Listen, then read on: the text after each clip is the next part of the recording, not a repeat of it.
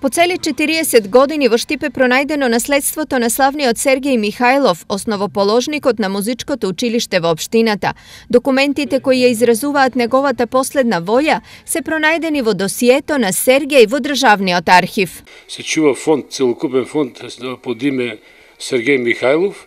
Тој депонира некаде 71 година или 1971 година. Во него конкретно има оставено, ние колку имаме сознание, има оставено тестамент за целокупната имовина.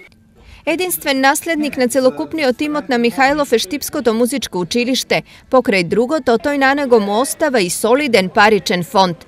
Во 1975 година, кога ги депонира парите во банка, нивната вредност била 30 милиони тогашни динари, што е еквивалент на сегашни 150.000 евра. Сепак, бидејќи нив досега никој не ги побарал и конвертирал, по неколку девалвации и промена на валута, сумата сега е одвај 10.000 евра. Што со овие пари може да направи училиштето сега? Тие финансиски средства се наменети за награди на ученици, купување на одредени музички инструменти, исто така строго наменети, значи не било какви, и помош на посиромашни ученици.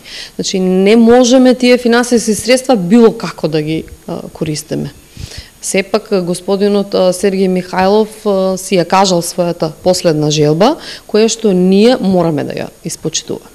Инаку тестаментот и парите се пронајдени благодарение на неколку написи на новинарот Иван Бојаджиски, по кој обвинителството спроведе постапка. Ова повеќе го сметам како еден прилог кон расветлување на една вистина која трае од 75 година до сега, за која компетентните не знаеле ништо.